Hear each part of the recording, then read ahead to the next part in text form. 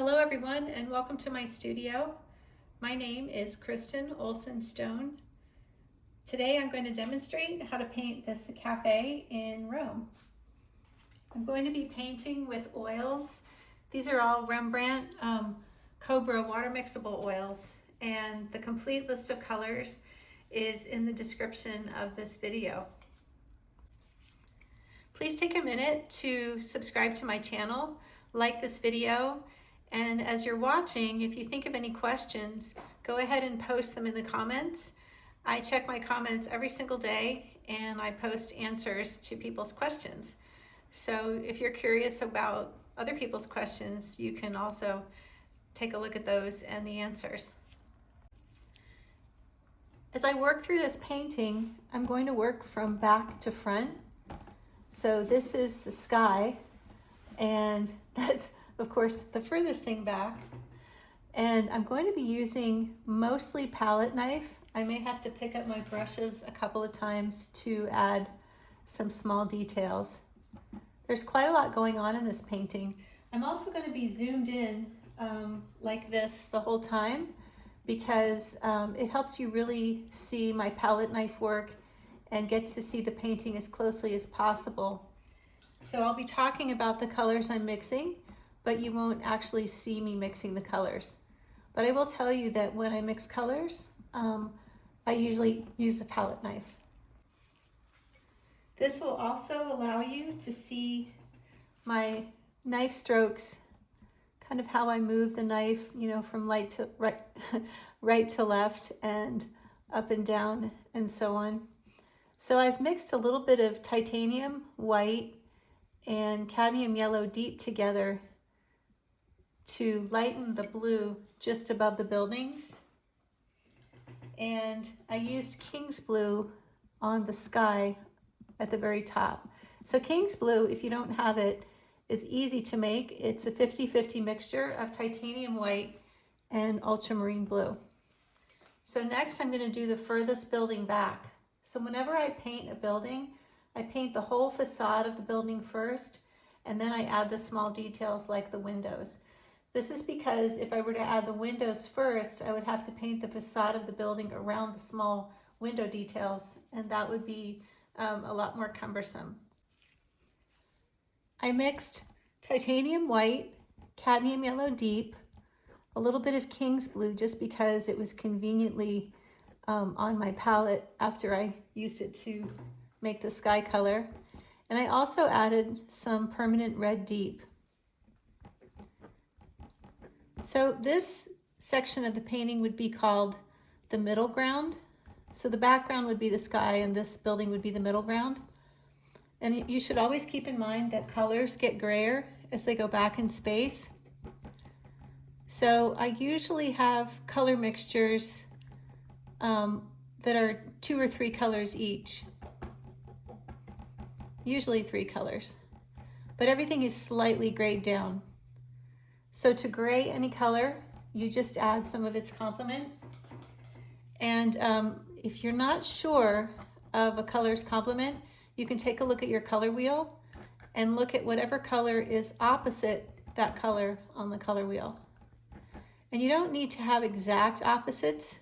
They can be close, and that'll just make your grays a little more interesting.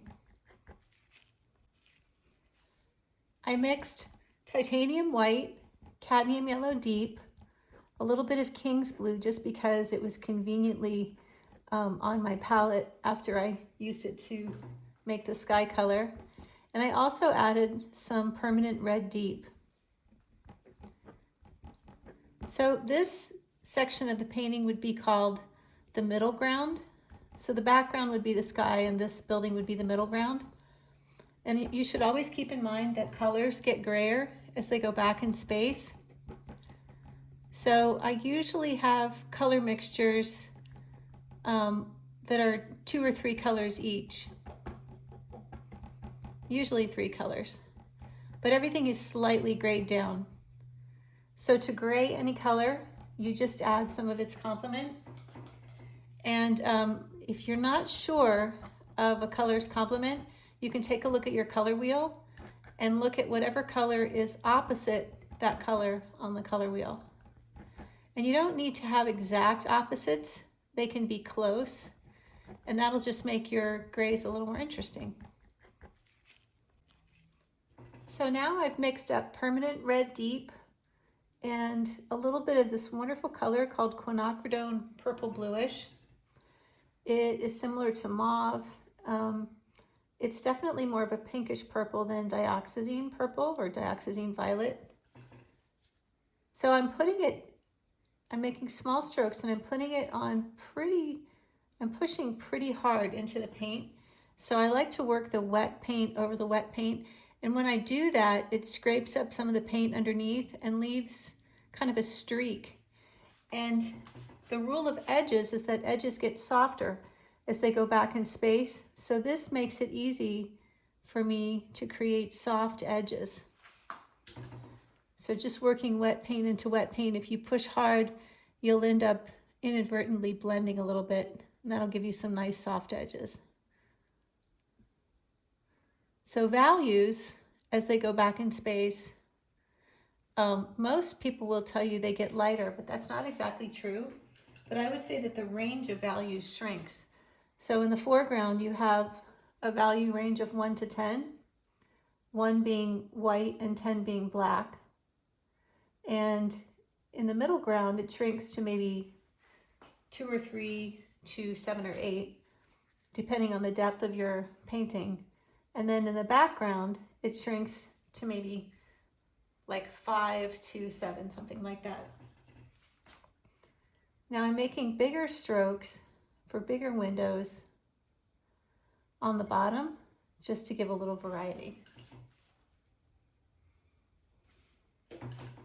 So this is all the same color mixture. So why work back to front? The reason I work from back to front has mostly to do with edges. So I want to work over these edges. So this building here is closer to the viewer than the one behind it. So when I paint the facade of this building, I literally want to paint it over this edge, and it will make it read as if this is further away. So I could go back and forth and work, some of those edges if I wanted to, but I prefer to paint it this way. It's more efficient. And when my paintings look like they were done with ease, then I think they look better. So the next building, the one I was just talking about, is closer. And since we're working back to front, this one is a little further away than this one. So I've mixed cadmium yellow deep and titanium white. And as far as percentages, I would say it's probably 80% titanium white, or maybe even 85% titanium white, and 10 or 20% cadmium yellow deep. So titanium white is the white that I almost always use. I have used lead white in the past, and I've also used zinc white, but only for very special situations. They're sort of transparent, and once in a while you'll need a transparent white, but for the most part, titanium white is a real sort of a workhorse white, and I think you get the most out of it. And if you want to thin it, you can always add thinner without spending money on an expensive white like zinc white. So I'm just smoothing this out. I kind of put the big shapes in first, and as a rule, and then I work through the details.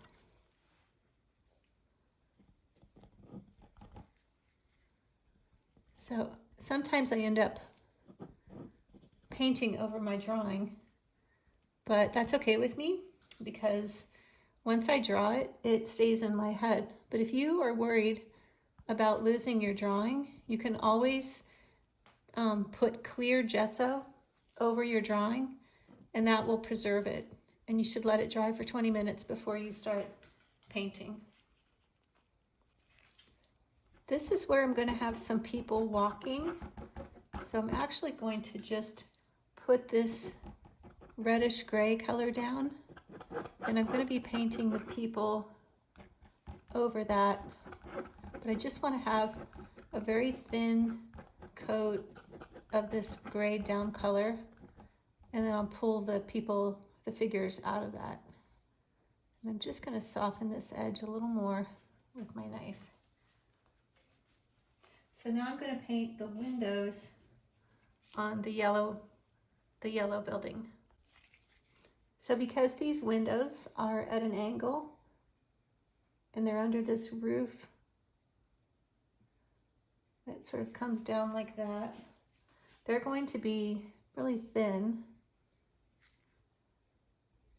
That was kind of a thick blob of paint. So I'm going to make this one right under it.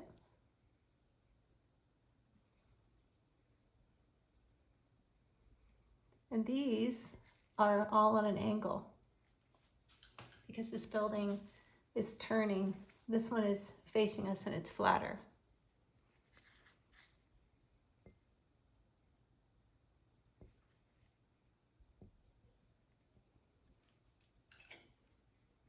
And I think I need to make that angle a little bit steeper.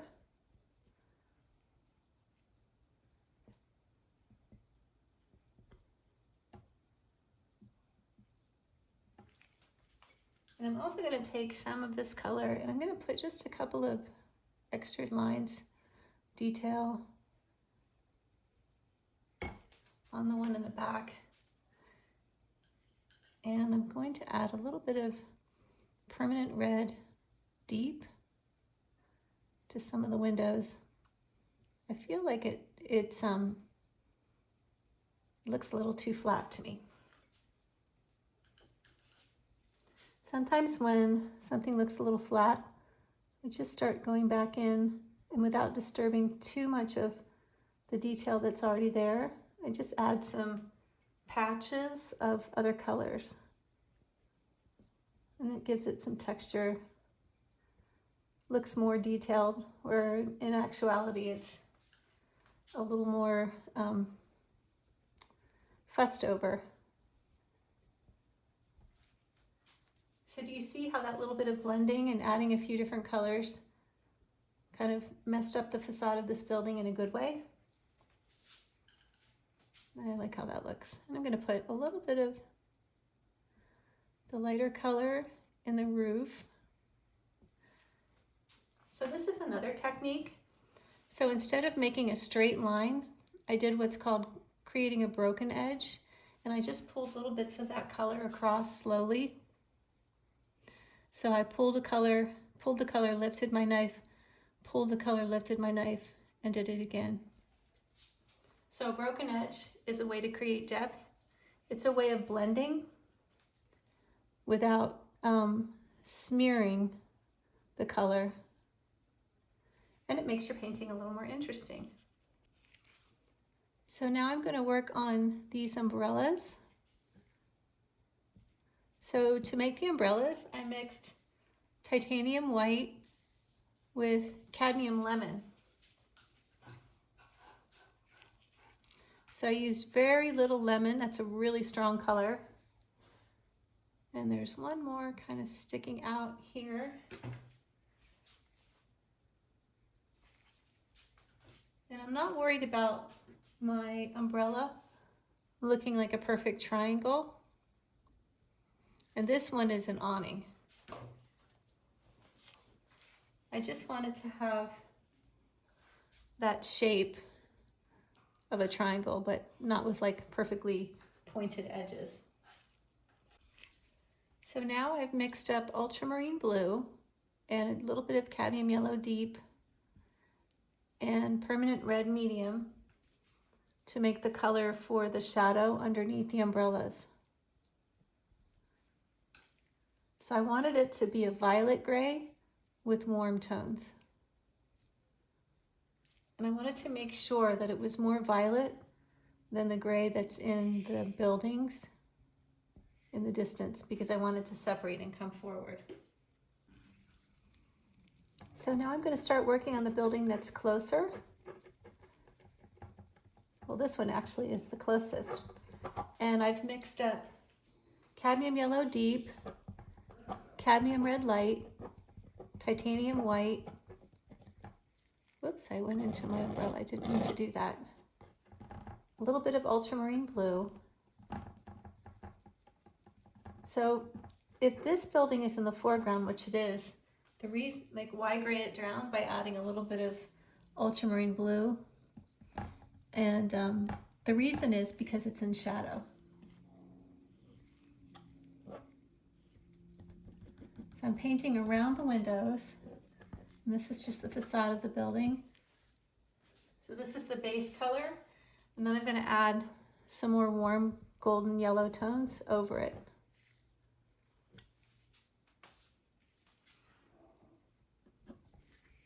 So I want to make sure when I make this vertical line that this building's vertical line is painted over the building color behind it.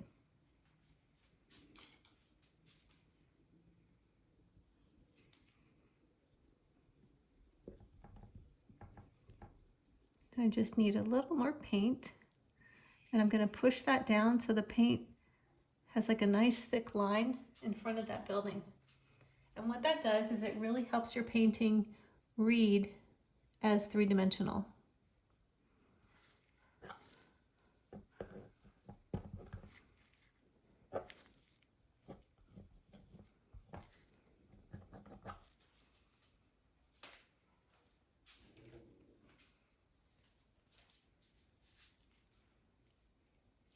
So this is the umbrella. I'm gonna paint just a sliver of that color behind it. And then I'm gonna jump over to this building. So these buildings are very close in their color. And there's a whitish corner piece here that I'm gonna put in next. But while I was working with this orangish color, I added a little bit of titanium white to this mixture to make this one slightly lighter. The other thing you need to remember whenever you use titanium white is that not only does it lighten the color, but it also cools it.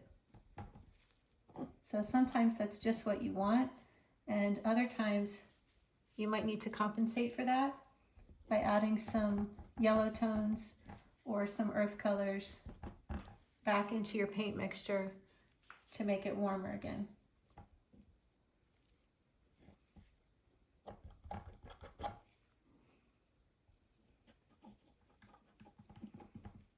So again, I'm painting around the windows.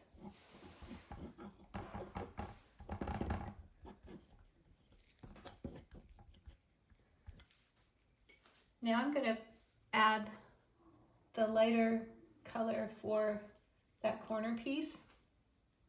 So for that color, I've used titanium white, and I've mixed it with some of the same color I used for the shadow color of the umbrellas. And all these base colors, I'm going to go back in and add more color details and make them look sort of weathered and textured.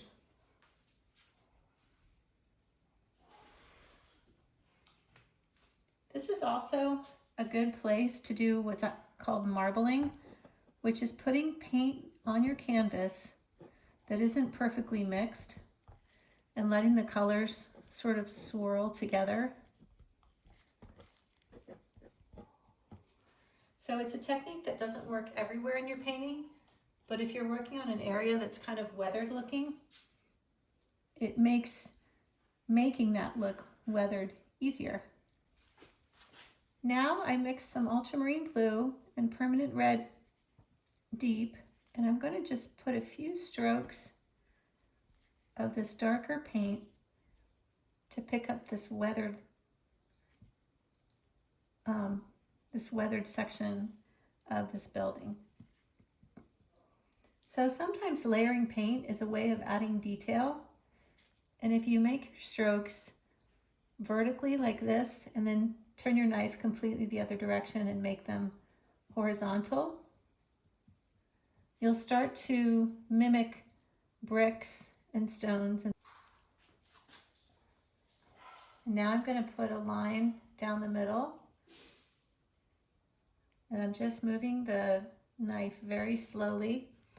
So I purposefully touched it very lightly at the top, and then down here I pushed a little more. And I'm just going to pull some of the color across.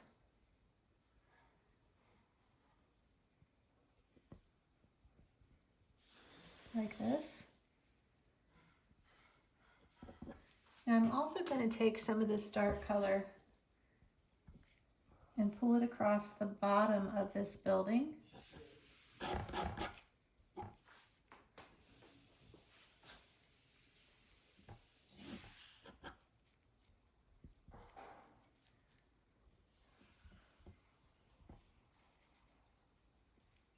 And darken this edge.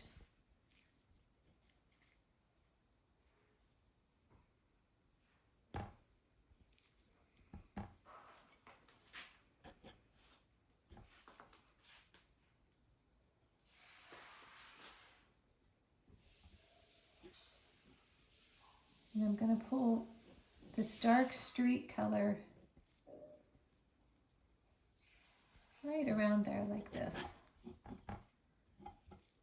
So this darker street color is ultramarine blue, plus a little bit of that gray, plus some quinacridone purple bluish.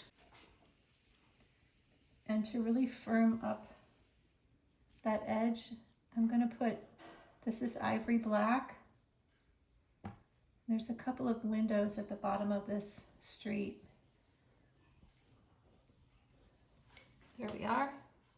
And I'm going to put a little more of this dark color to start the windows. So I'm not going to leave them this dark, but the base color that I put on them is going to be this dark mixture. Now when you put a dark color on as a base color, you want to make sure that it's one that you want to work into. So I already know that I'm going to have some highlights in the windows and make it look like the sky is reflecting off of the glass. So in anticipation of that, I want to be sure to use ultramarine blue and quinacridone purple bluish. I wouldn't want to use, say, ivory black or something for that. The reason for that is if I were to use ivory black is like a warm blue. If you mix a little yellow with it, you'll see that you'll get green. And I don't want to have a greenish color coming through. I definitely want it to be a violet or blue gray color where I show the sky reflecting.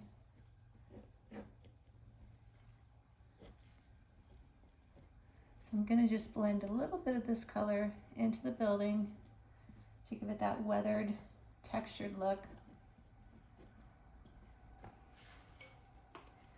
And I'm going to pull some more of this color in between these two windows.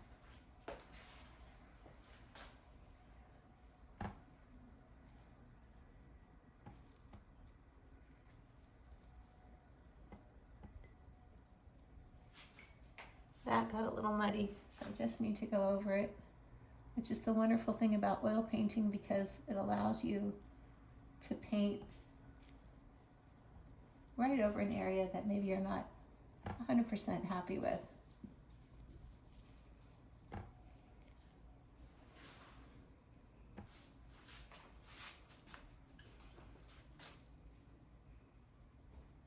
I lost a little too much of my building when putting in these windows.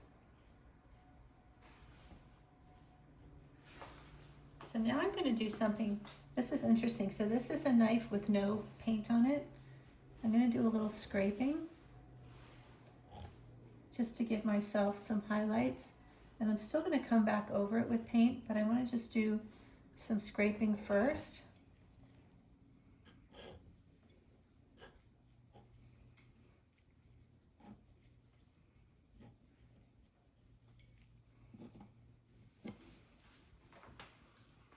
I think I'll have a couple more windows at the top here, going right off the top of the canvas. Now I'm going to put a couple highlights in. So this is the same color that I mixed up for the darker undershadow side of the umbrella, plus titanium white. So I try not to repeat colors, but I also don't want to waste paint. So very often I'll use a color that I've already mixed up and add something to it. And it's just usually taking that same color, adding a little titanium white to it. Sometimes a little white and another color.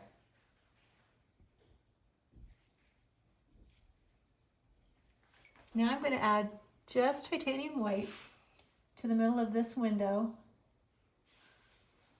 And I'm going to pick up some of that blue underneath and make it look like it's reflecting the sky.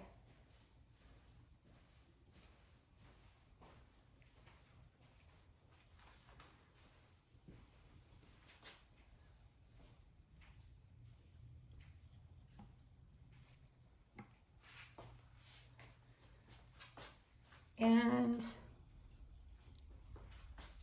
my windowsill here needs a little shadow under it. So I used kind of a warm pink, a dark pink.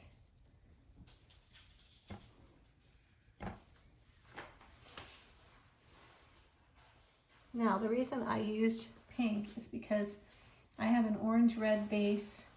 I'm going to add some warm tones to it. I already have blue, so I just kind of think sometimes to myself, well, what color haven't I used?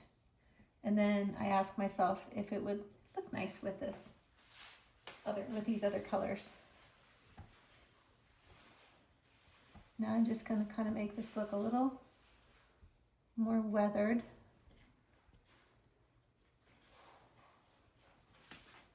And I'm going to do a couple of dark accents.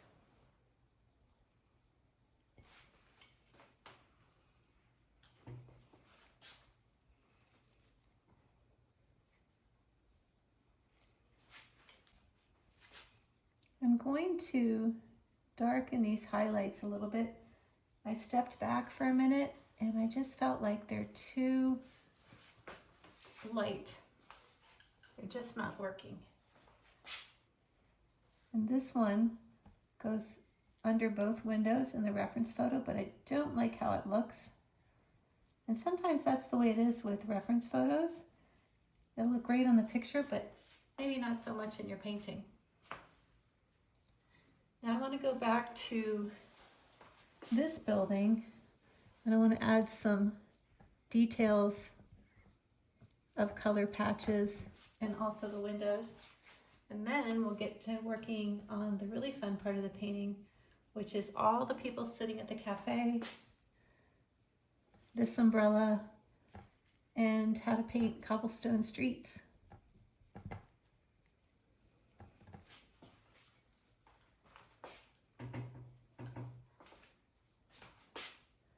So there's some really nice warm yellow tones. I try not to overdo it when I use yellows in paintings. Sometimes it can be a little bit much. And I also want to make sure that I save brighter yellows for this section of the painting where you can see the lights on inside of the windows. Now I'm going to paint this main umbrella in the front. And I wanted to do this before I paint the windows, these two windows. So I just wanted to sort of establish the shape.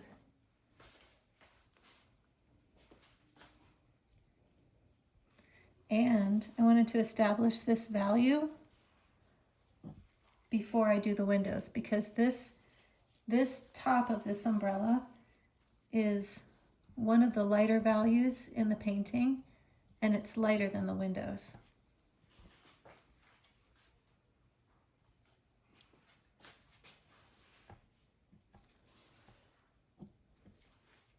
So this is the side of the umbrella.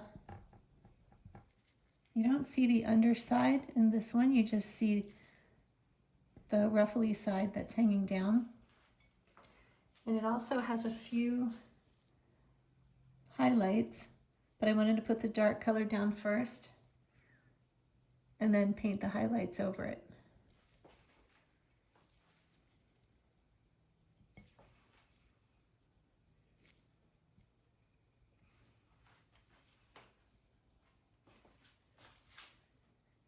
And there's a nice little top of this umbrella and that one.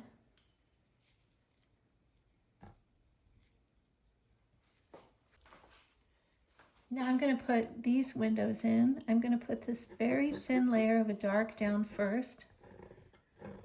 So this is ultramarine blue and quinacridone purple bluish. So you can hear my knife really scraping on the canvas. That's because I'm putting the color down very thinly. And I've got a little bit of it left on my knife, and I'm just gonna put it back there.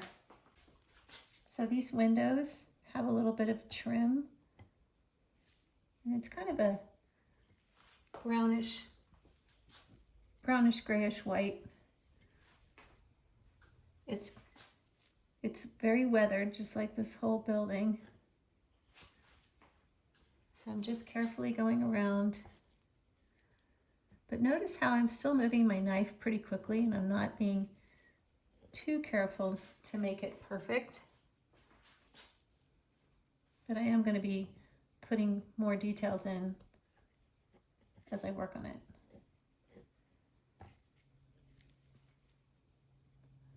So sometimes I just smooth my paint out like this to make sure I cover all the little white spots of canvas that are starting to show through. So I do want these two to be lined up with each other. Now I'm going to put some highlights in these windows. So this is to make it look like they're reflecting some blue sky.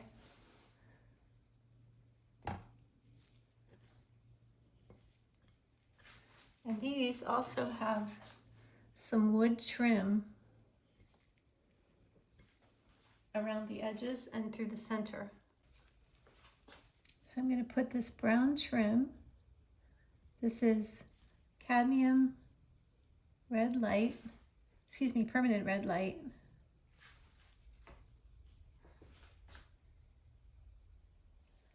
And cadmium yellow deep, and a little bit of titanium white. You could easily use transparent oxide red, or like with white, and you could also use transparent oxide yellow with cadmium red light. You could even use burnt sienna. Lots of options.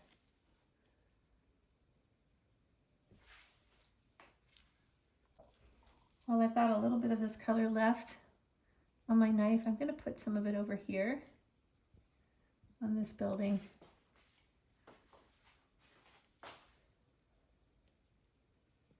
Just want to soften this edge a little bit.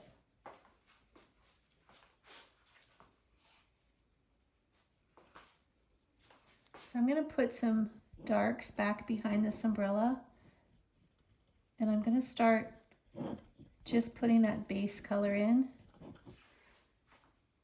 And my plan is to pull details of people, plants, lights, and so on out of this dark base.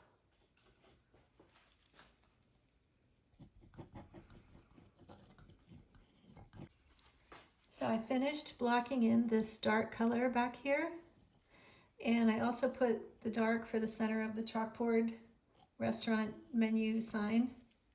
And this is the other menu, and this is the wine barrel. I just put some dark there, and I'm going to continue it around here And the other thing I wanted to point out was that sometimes I put a dark base on and I pull lights in front of it. And sometimes you'll look at a photo and you'll like it a lot, but you really won't be so sure why you like it.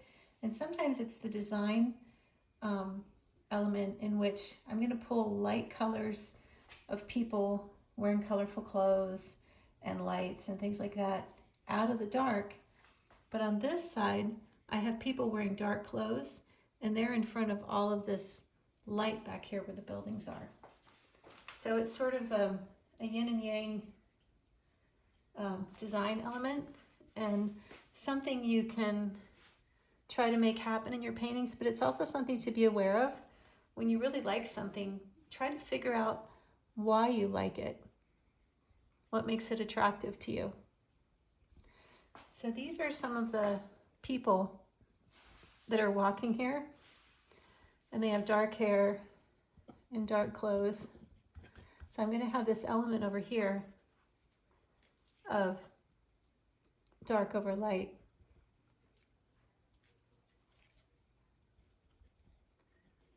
In contrast to all the lights I'm going to pull out on the left side. So I don't want to get too much detail into these people yet. I just kind of wanted to show you where I'm planning to go. With my values and just some fun design elements and tricks to think about. The other thing I want to show you is that I want to block in just to put down a nice base color for the street. So eventually this will look like cobblestones. So this is where the street is in shadow. And there's a section where you can see sunlight spilling onto the street from around the corner. So the light source is on the right and our shadows are going from right to left.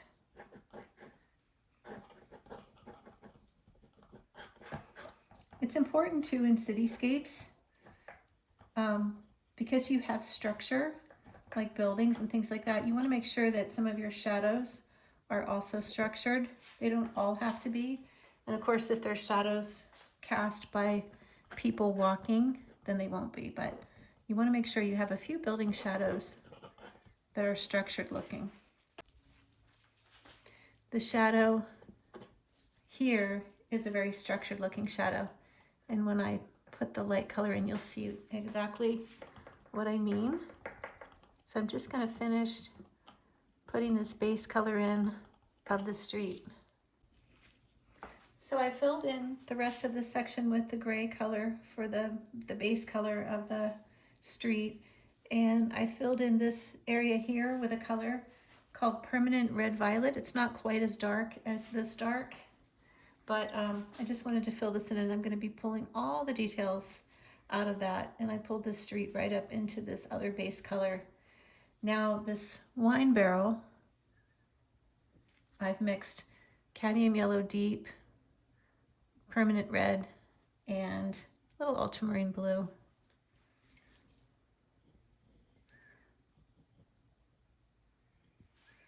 And I'm going to put a little more of that color, make little detail strokes to kind of imitate the wine barrel. And I'm going to take some of this dark color and go around it. Now for the sign, it's outlined in red, so I'm using permanent red. It's bright enough on its own that I don't even need to use titanium white.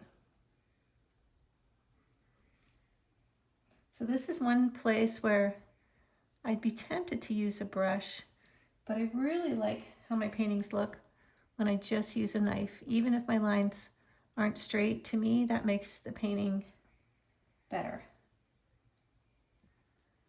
So these are the little feet.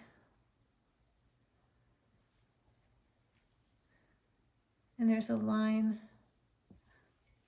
in the back where there's a post holding it up. And there's also a bit of red writing on it.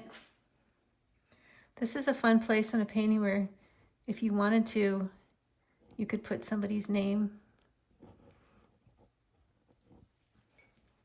It's kind of fun to play around with signs and artwork. You can always personalize it that way. So for the lighter color on this pavement, I'm using titanium white, cadmium yellow deep, and a little bit of, very small amount of permanent red.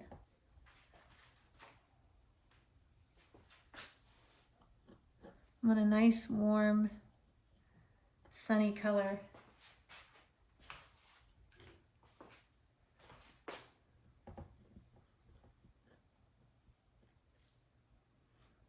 And you see how I'm keeping the edges of the shadow pretty straight? I don't want it to look like, for instance, a shadow that a tree would cast. So I'm going to go back into this light, and there's little patterns of stones because of the cobblestones. So I'm just putting little patterns of stones into that shadow. I want to make sure that they come across where the light edge of the shadow, or the light meets the edge of the shadow. And now I'm going to pick up that light color and I'm going to get the edges of some of the stones just a little bit. I don't want to overdo it because I don't want to take away from the boldness of these two shapes. But it's again that concept of dark over light and light over dark. So it's the same element, it's the same cobblestone streets, but it's light over dark and dark over light. So you don't want to overdo this because the highlights within the shadow, you definitely don't want those to be as noticeable. Now on the right side, when I start to work on the people and the light that's coming from around the edges of their bodies, that will be brighter than what's over here. And I also want to pick up some of the edge of this building.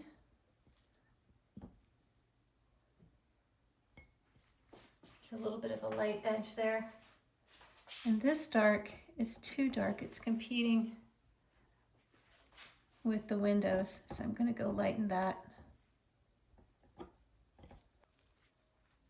So now I want to start pulling some of the light colors out over this dark section. So I've got the whole canvas covered, and now it's just a matter of pulling together all these details. So there's some pretty plants hanging from the windows. So I'm using permanent green light, and I'm going to mix it with some cadmium yellow medium.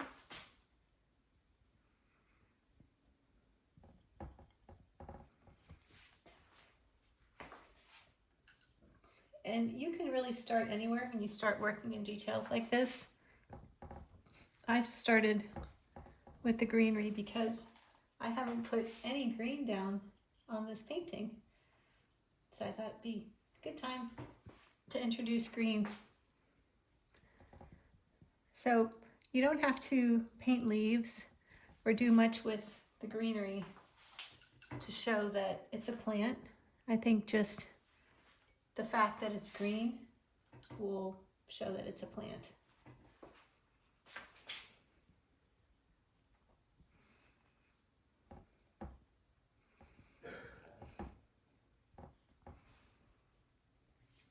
So I'm pulling that greenery down.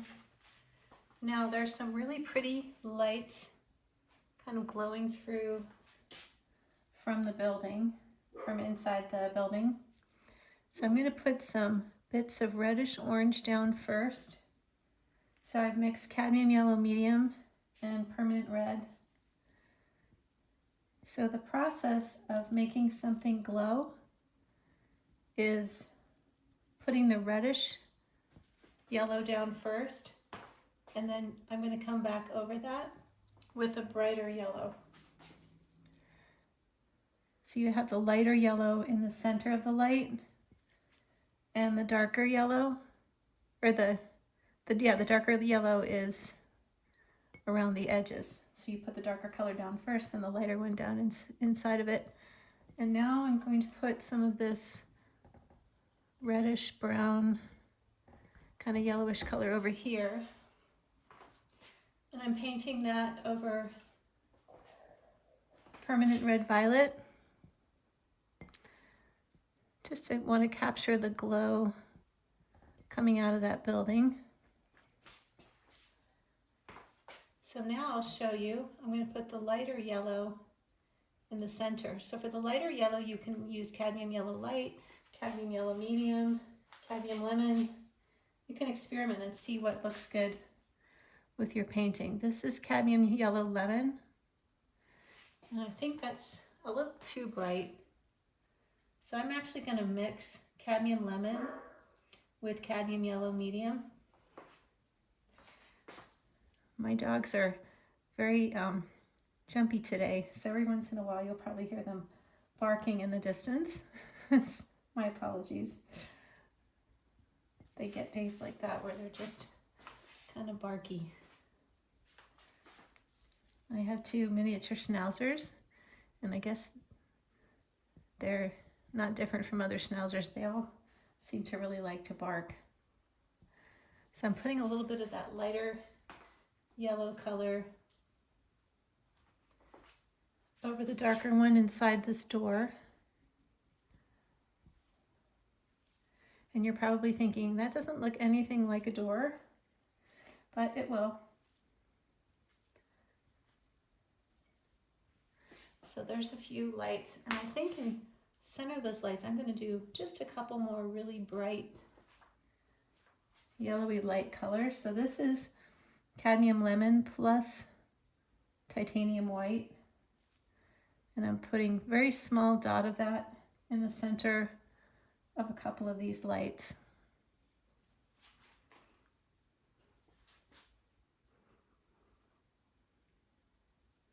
So I typically paint thick to thin, and this is the time when I start adding details where my paint gets thicker and thicker and thicker. But can you see how that's starting to glow? And it's starting to look like the lights are coming on in this building.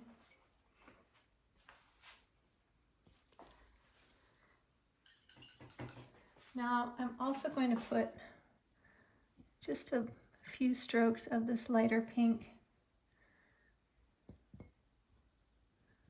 I don't want to take away from the menu stand, which I think is too big. I think I'm going to shave that down.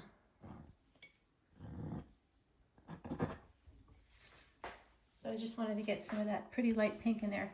So now let me show you how to paint people with a knife sitting at tables.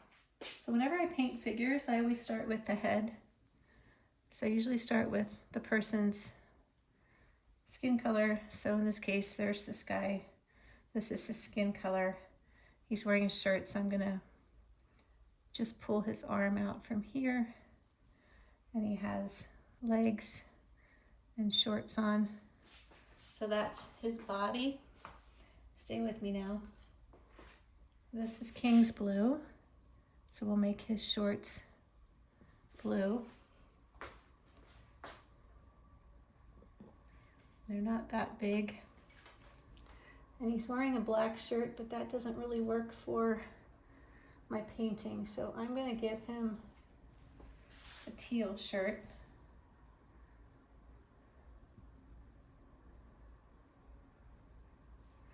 And for hair, I'll give him some gray hair.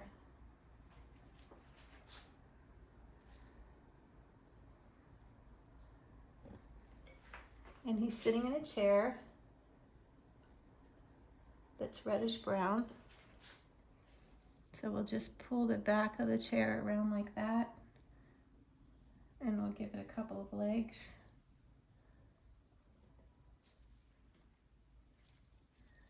And a seat, and we have a figure. So the next person I'm going to put across from him, even though in the reference photo there's nobody sitting there. And while I have this on this knife, this color on my knife, I'm going to put in a few more heads of people. And then I'm going to start connecting the heads to bodies of different color. Everybody's going to be wearing different clothes.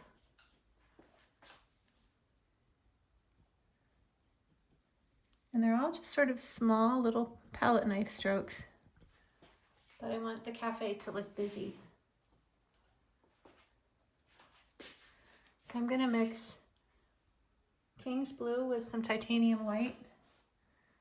And I'll make this person in the next chair over wearing sort of a off-white shirt. There's another person. Now I'm going to mix a light purple, and that's going to be the base of this tablecloth, which I'm going to put some lighter colors over in a minute.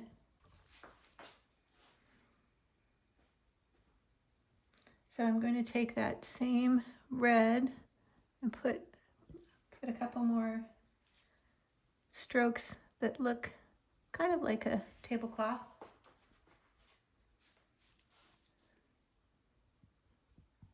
I want to make it look like there's lots of tables.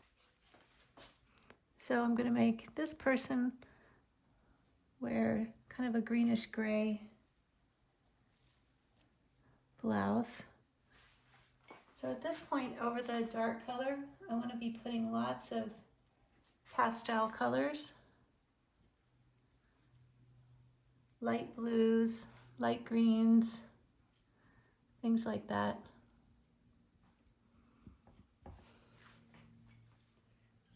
And a few darks in between.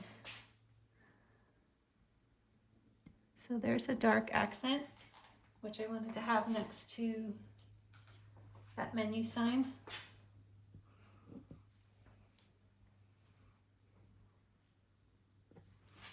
And a few dark accents on that side.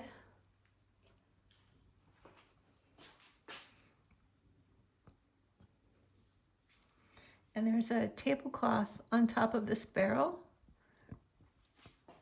So I put a little red accent there.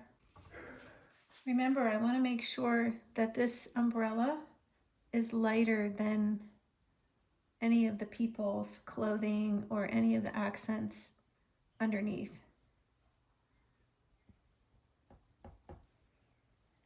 So this is a very light, sort of grayish white color. And I'm just kind of looking for accents. Now I'm going to jump over to this section of the painting, and I'm going to put this person's shirt. So this is titanium white, and it's mixed with ultramarine blue, permanent red, and a tiny bit of cadmium yellow deep. And this is where I want to be really expressive with my knife strokes. So he's wearing jeans, but I want to make sure that they're dark.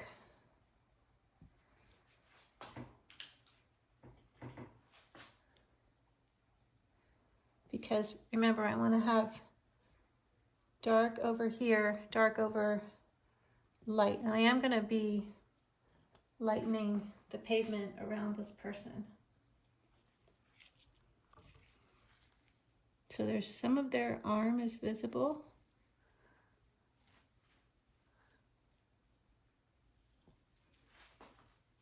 And their face is turned, and they're looking at the cafe. So over here, I actually want their face to be in silhouette against this building.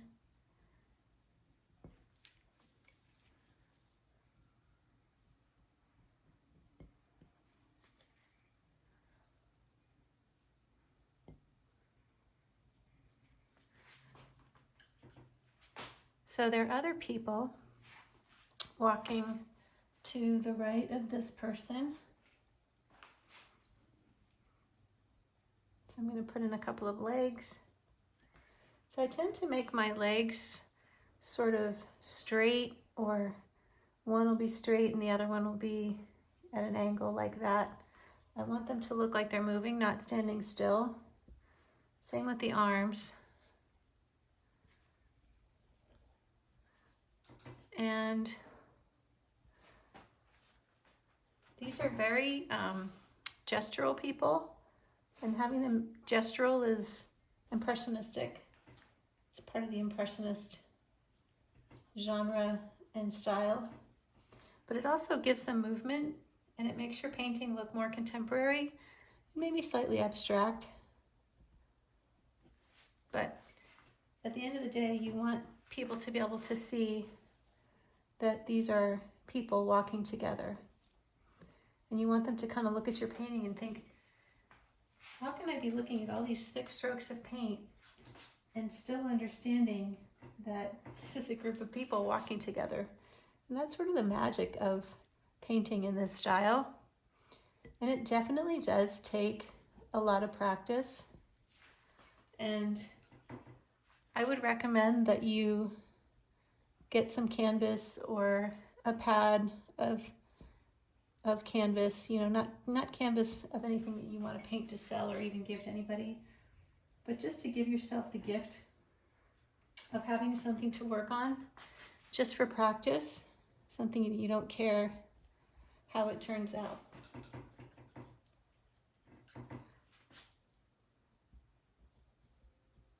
So I'm putting some violets over here, but can you see how this is starting to balance my painting with, I've got all this light over here, I've got this light umbrella, and now because some of these people walking are wearing light clothes, that ties in the light, but also the dark in their jeans and pants and things, and their hair ties in with the dark on this side.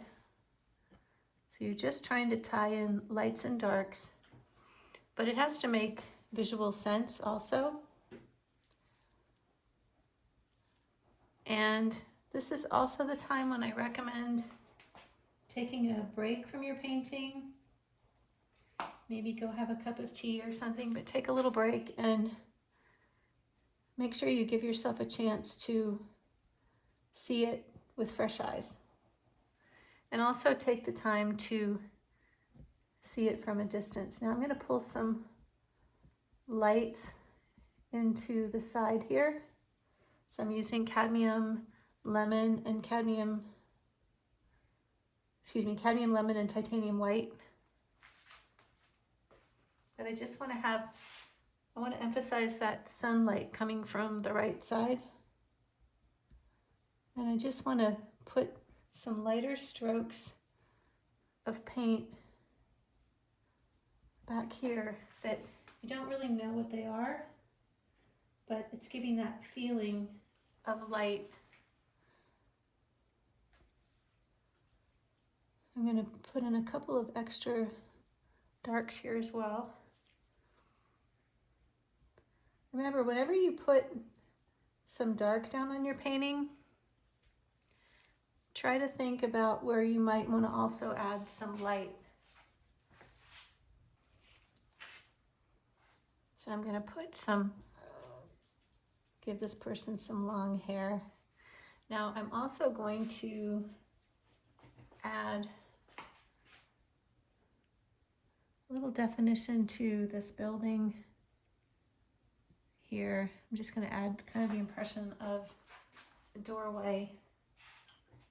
And the doorway needs to have some darks here.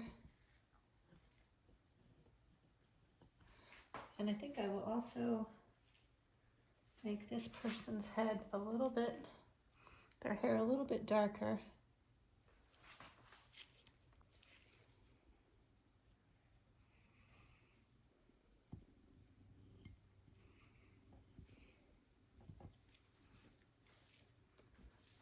Now I'm going to put on some shoes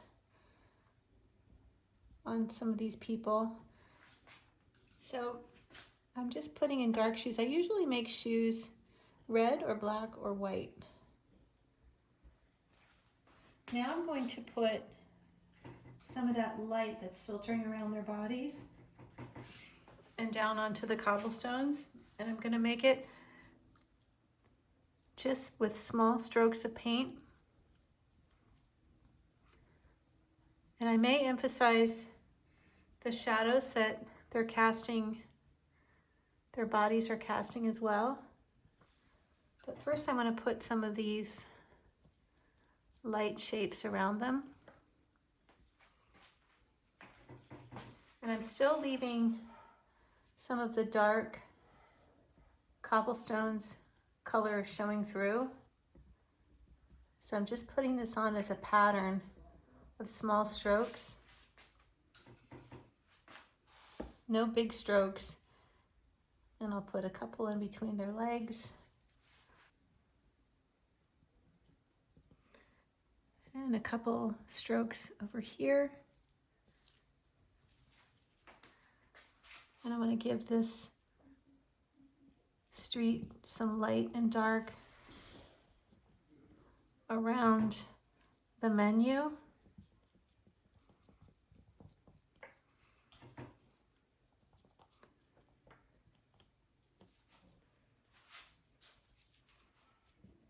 And then I'm going to go back in and emphasize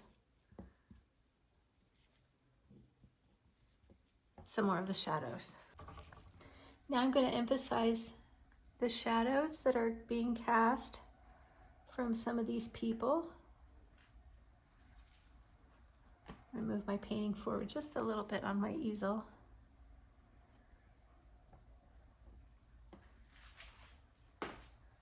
And I'm going to emphasize the shadows being cast by this little sign.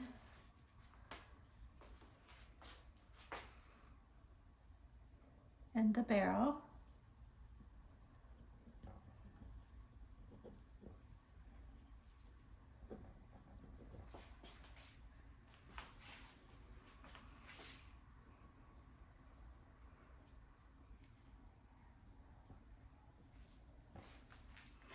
Now I'm going to add some red where this door is. And I don't even know what that red is, but I see it in my reference photo and I just think, I like that spot of red there. And I see other bits of red. So I'm just adding the red, and there's a person over here in a red shirt. And sometimes when I'm finishing up a painting, I'm not necessarily looking for actual details to make. I'm just looking for places to add color, almost like an excuse to add more color. I'm going to go back to my greenery and add some more dark greens because they look a little too light to me. And I'm going to put some of those greens over here as well. I also feel that I overdid. I was wanting to demonstrate the cobblestone and that effect of dark over light, and I feel like I just overdid it a little bit because when I stand back and look at my painting, I find it's a bit distracting. So if I find myself distracted and my eye is being pulled to one section of the painting that maybe is not the most important section, then that's a cue to me that I need to go soften some edges or values or something like that. I need to do something to diminish it so that it isn't getting so much of my attention. I'm going to add a shadow to this person's shirt.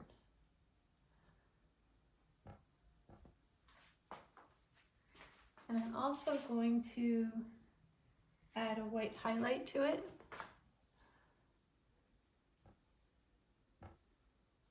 And I'm going to add a couple of white highlights to different places in my painting. In my cafe scene. So when I add white highlights, I let my knife get kind of dirty.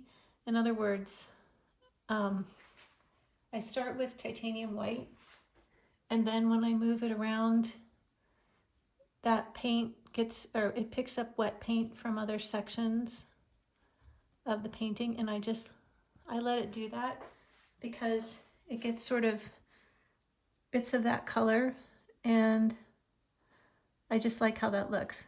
Get some of that marbling effect.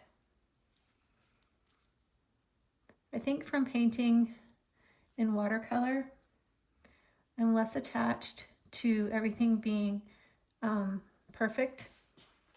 And so if I end up with a little surprise of a color that I didn't anticipate, then usually I'm okay with that, or it doesn't alarm me. But it's sort of become a part of my process to just sort of let the paint happen. And most of what I do is on purpose, but there are times when I just want to let the paint just sort of happen. I don't know if that sounds corny or if that makes sense, but what I mean is when I'm putting the paint down on the canvas and I don't exactly know what color has gotten mixed in with the other colors or with the titanium white on my knife, and I put it down and maybe it's picked up a little red and it puts red somewhere that I didn't expect, that I'm okay with that. I'm going to put some of this gray white on this window also. I haven't spent enough time detailing the windows.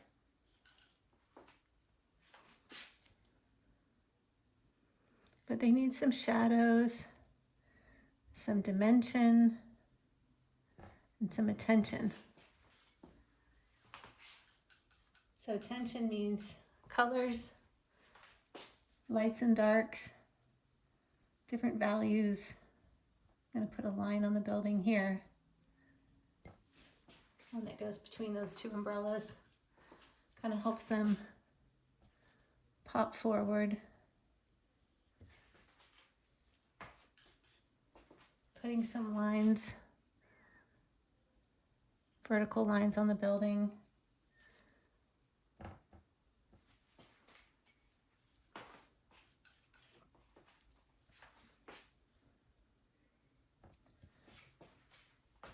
And I think my umbrella needs to have a little more swing, like that.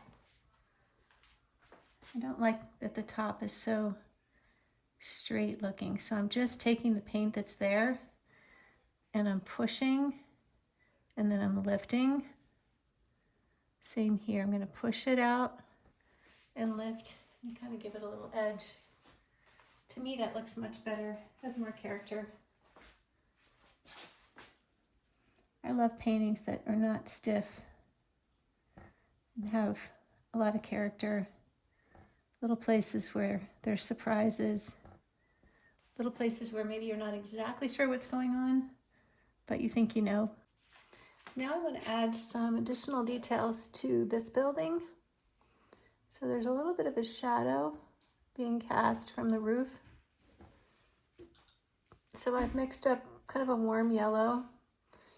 So I've mixed up some cadmium yellow deep and cadmium red, or permanent red. I keep saying cadmium. And just wanted to give that a little detail. So another thing I do when I'm painting, when I put a color down and I'm in the finishing process, I'll ask myself, where can I put that color in the painting? Not just because I have it mixed up, but just because I like to create this web of color where I put color in one place and then I try to find two more places to put it. So it ends up in three places on my painting. So I'm going to put some on the side of the building where it's weathered. And I think I'll put a little bit over here between these two windows. And when you do that, you put a color in one place, then you put it a couple more places. You end up with a nice web of color. You end up with a nice web of color, and it helps the viewer keep moving from one place to the next in your artwork. You don't want to overdo it, because then you'll have too much of the same color everywhere. And you want to make slight changes to the color sometimes. So I'm going to put a few more heads in here, and then I'm going to go back and add some faces, or not faces, some hair. And I'm going to add a few more table legs with this nice brown color. So I'm just making some lines for the chair legs. So over here they're going to be brown because they're over this dark base color.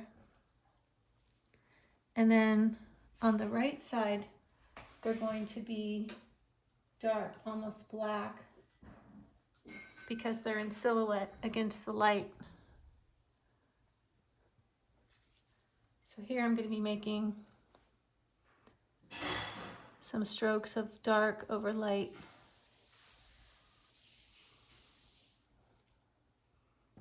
So my barrel has gotten a little bit lost. I'll have to come back and to find that later, but I want to make some more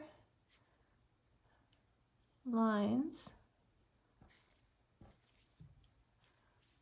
And I'm going to make a couple horizontal lines, sort of like little shelves in the doorways. I'm going to go around the edges of this shadow here with a little bit of light yellow and red. We'll kind of emphasize the warmth of it. Sometimes shadows need edges.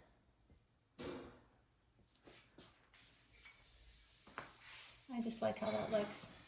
And if you just sort of put a little bit of yellow, it's artificial, I guess, because I don't see it in the reference photo, but it's a way to paint and emphasize that look of warmth. So sometimes we do things with paint that are different from our reference photos because they work. So they're visual tricks. I'm also going to lighten up this alley back here, where the street looks just too dark to me. So I'm going to put a little bit of this light yellow color. I just want to blend it with what's there.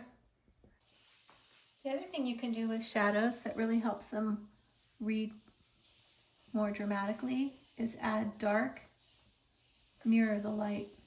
So I'm adding a little dark emphasis near the edges of this light that's being cast here.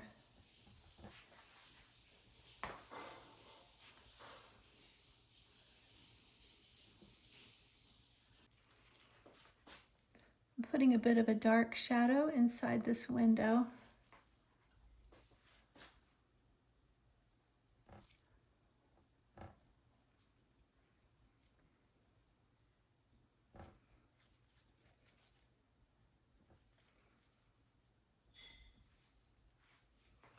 Now I'm going to put some more bright red back here.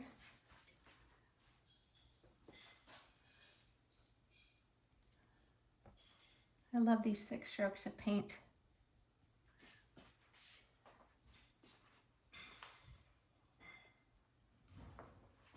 And I'm going to put some red over here, right above this person's head. And I'm going to pop in some bright pink. I want this menu to stand out.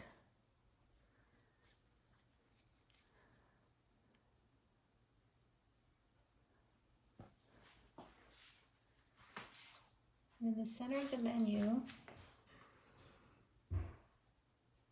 I'm going to put this lighter yellow, and I'm just kind of blending it in.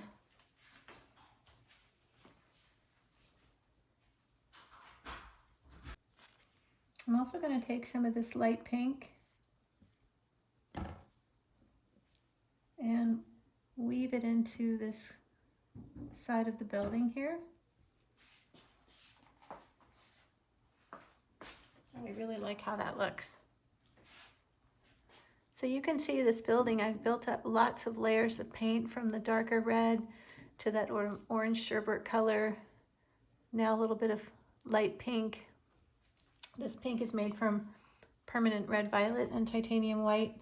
And I'm going to put a little bit of that pink over here also, just because I like it.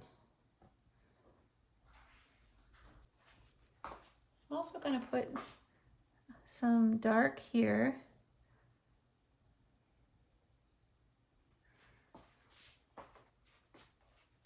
Just a couple strokes of dark.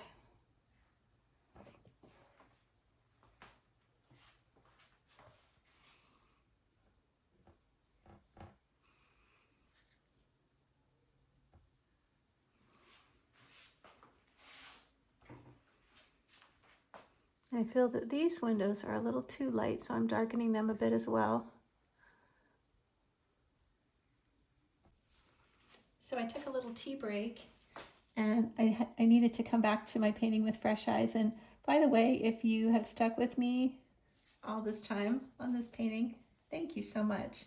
Don't forget, if you have questions, please pop them into the comments.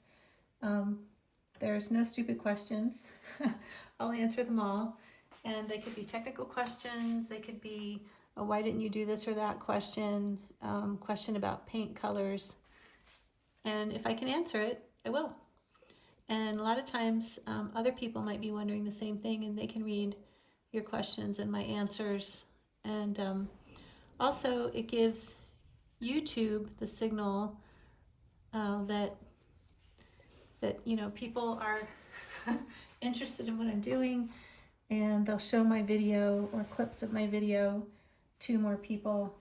And I'm working really hard to build this channel, and I can't do it without you and your support, and just the simple act of leaving a comment, a like, subscribing to my channel, all those things which are free to do, really helps me, because it helps YouTube show my videos and my channel to more people, and will help me grow.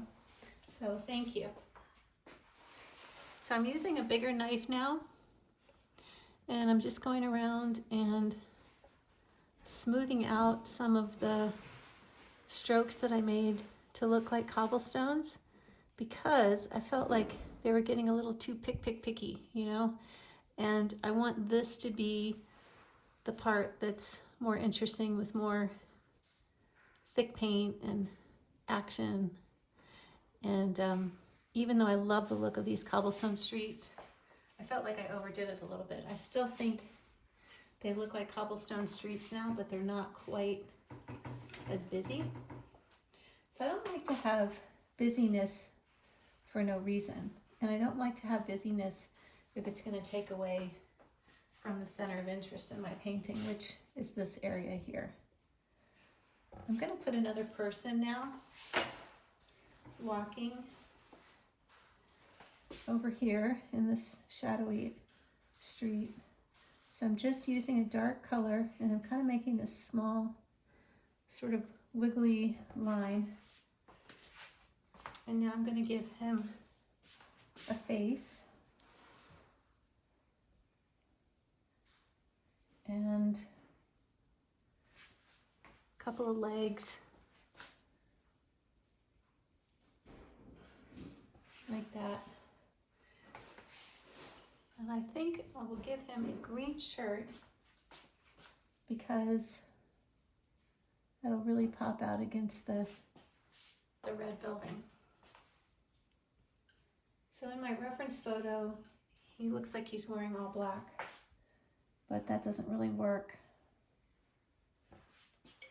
for this section of my painting. So now it looks like I have a person walking over there, except I'm gonna add a little more color to their legs.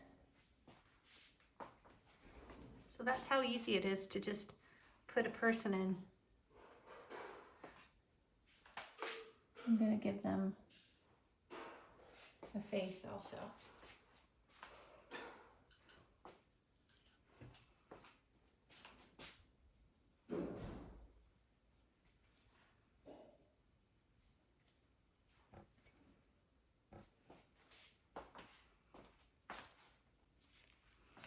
So I'm going to add another awning here. So that's the same mixture of titanium white and cadmium yellow. And I'm going to add a few more light highlights here and there in my busy little cafe.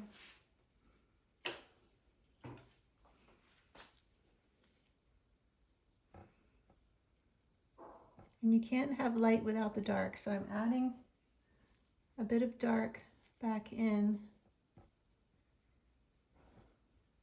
to my cafe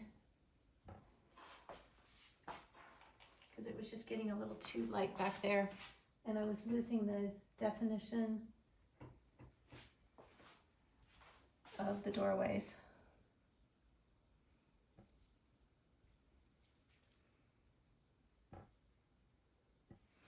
So sometimes you just have to put in some horizontal and vertical lines to just put structure back into your painting. And that's all it takes, just a couple of lines, and all of a sudden your area that got too fuzzy and too impressionistic now looks more real again.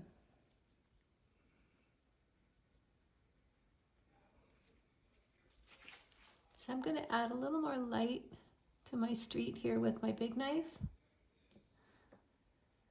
And I'm purposefully pulling my knife to the right and to the left because I just wanted to give it a little motion. But I feel like I've got this big gray area here. And it needs to be lighter.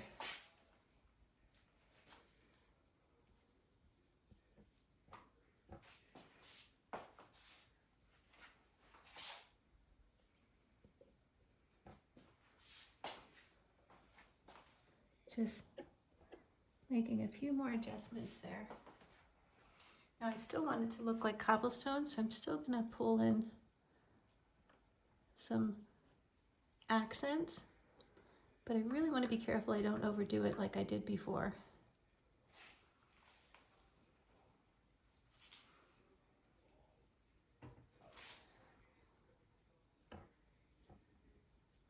And I want to pull that light coming from the sun back here around these people on this side and have it be really bright.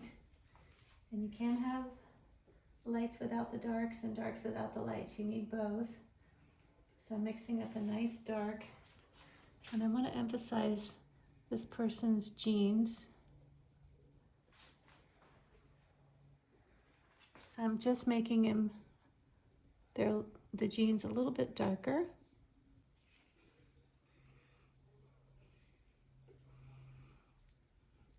And putting some shoes and another dark stroke there. So I'm adding a bit of dark around this person's shoulder so they stand out more.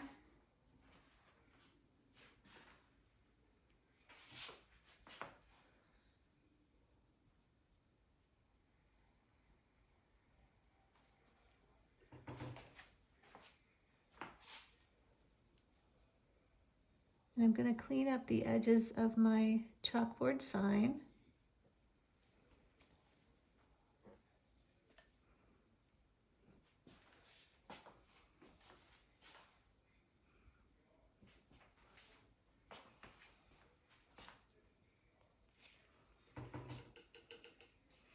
And the building needs, I'm going to put a little bit of a highlight here. I feel like the color of the building is distracting from these colors. So I'm just going to tone it down a little bit. So I'm using my big knife and I'm doing some blending.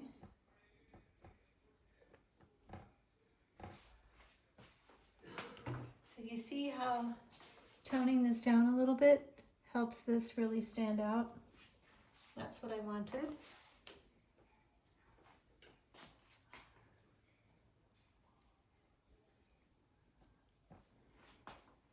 Still want another sort of a nice edge to this umbrella and that one.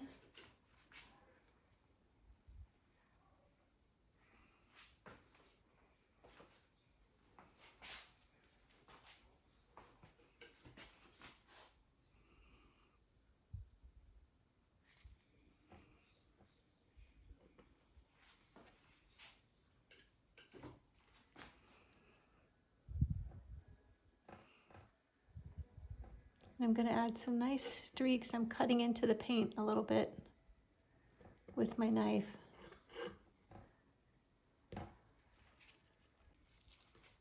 So I pushed the camera out of the way and I had to just focus on my painting a little bit, and I wanted to tell you about the finishing touches that I did. I added some more blue to these windows.